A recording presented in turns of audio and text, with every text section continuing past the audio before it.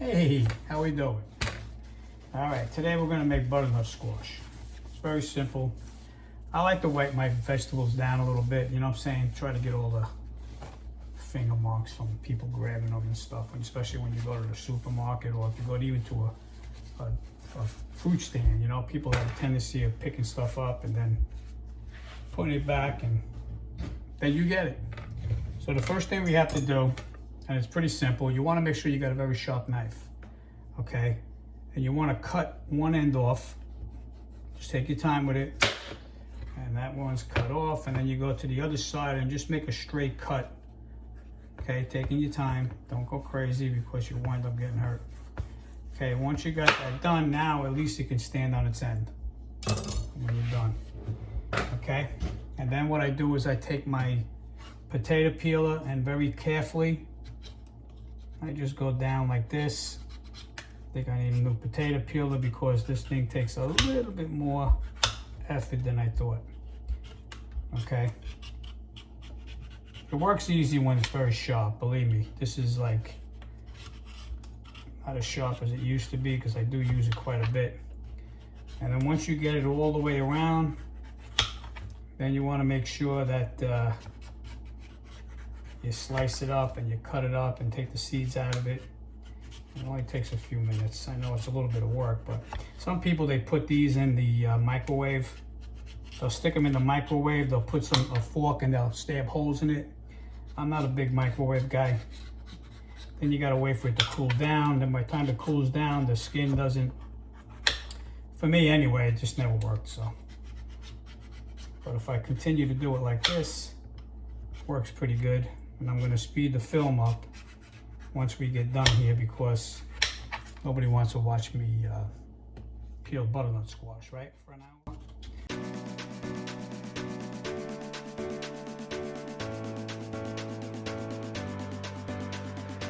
Easy. Once all the skin is off, the first thing you want to do is clean up your mess, all right? Always try to work with a clean area. Just pop everything in the garbage pail. All right, so now the fun part. Usually when you get one like this, you want to cut it just below, right about there, okay? Right where the bell kind of flares out. And if you take your knife and you just kind of cut it like that, and then you cut this one in half on the bottom, this is like the bell cut, and you're gonna wind up seeing the seeds. And what I do is I take a nice big spoon, okay? Hopefully you can see me do this. And I just take the spoon and I carve it out. See what I'm doing here? I'm just taking this and I carve it out like this. Just takes a second. So you carve that one out, go to the next one here, and do the same thing. Carve it out. If it's fresh, it's easy to do. Okay? Now the other thing is when you slice this up, try to make them the same size, which is not easy to do because look at the shape of the stick. So what I do is I'll go about an inch like this, and I'll slice it just like that. So you wind up with this in 4 pieces. Of course, if you get a piece like this that's too thick, just take your knife, take your time, cut it in half. And then I'll make like little 1-inch pieces out of it. They're not gonna be perfectly sized, which is hard to do because of the shape, but as long as they're almost the same size, this way when they cook the same way.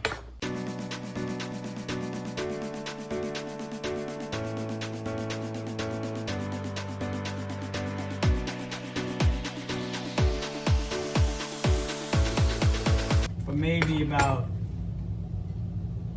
25 minutes. You keep watching it. If you got a convection oven, it's going to cook a little bit faster, so you got to keep your eye on it. And then what happens is sometimes you'll see like the edges, the little edges here burn a little bit. You see them starting to darken up. Then you know they're pretty much done.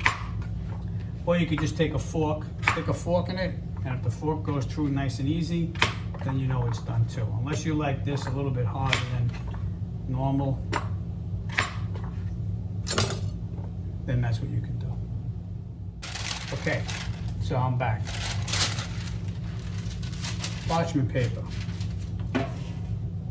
baking pan, okay? Just put it all out like that. You take this and you pop them right on top of this. Pan like this, you put them on the pan and you just kind of spread them out a little bit, you know? Spread them out so that they're touching each other but not crazy. Try to keep them all facing the same way. This way when you season it, they all get coated nicely. See, I have a few pieces that are small, so it's okay. It's not gonna hurt it, okay? It's gonna be fine. And then what I'll do is, and again, if you're like me, you wanna try to keep everything handy. You take a little olive oil, just sprinkle it on there like this. Not too much. Some people like to do this in a bowl, and you can, but you know, if you're in a hurry and you just want to get it done, that's fine. And then I take a little salt. I like using Himalayan salt, and I just coat it all up. You're never going to put too much salt, believe me. So you just, the way the salt shaker comes out, I know exactly how much is coming out of it. So I'm not. It looks like I'm overdoing it, but I'm not, because I know exactly what comes out of there. Grab a little black pepper if you like. If not, it's fine. Everybody's got their own thing. It's what we usually call salsicha's own, right?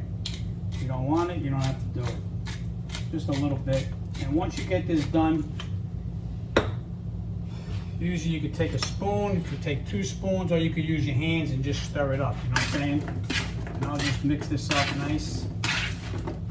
Okay. Get it coated with the oil. And again, it's only going on 375, so it shouldn't be a problem using olive oil. Some people use tallow, some people use avocado oil. I mean, that's, you know, it's up to you. But you see how long this took? It didn't take long. Okay, and I just kind of spread them out a little bit, make sure they're nice. All right, excuse my hands. And then I'm just waiting for my oven to reach 375. Once this reaches 375, you pop it in there for about 20-25 minutes, and you gotta watch it. Every oven's different. I know I keep saying this.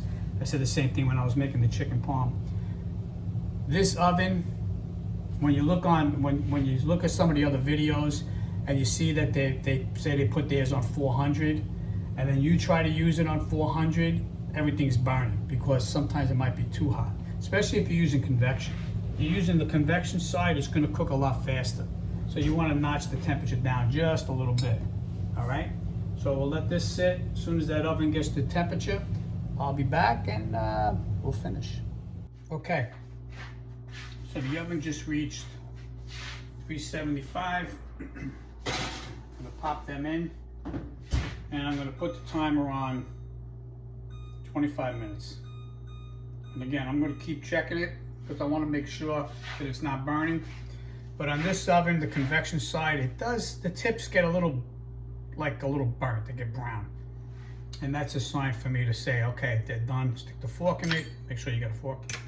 And then if it goes through nice and easy and you think that's the texture you want, pull them out, and that's what we're gonna be doing here, okay? So we'll see you in a few minutes. Okay, so they're ready to come out. Shut that off, shut the oven off. Place them up on top of here. Ooh, it's hot. And there you go. I don't know if you can see it, but you can see that the tips, they got a little bit brown. Just like that. And that's how I know they're done. You can stick a fork in them, they're nice and soft, not too soft. And one of the reasons why I like putting these on parchment paper is so I can just take them out of the pan without grabbing the pan, it's hot and all that stuff. So I just fold this up like this, and I pop it right in here. This way they're ready to go. Nice and smooth, nice and easy. And there you have it. So once they come out, this is what it looks like. It's beautiful. And pretty hot. Both are very good. Enjoy, and bon appetit.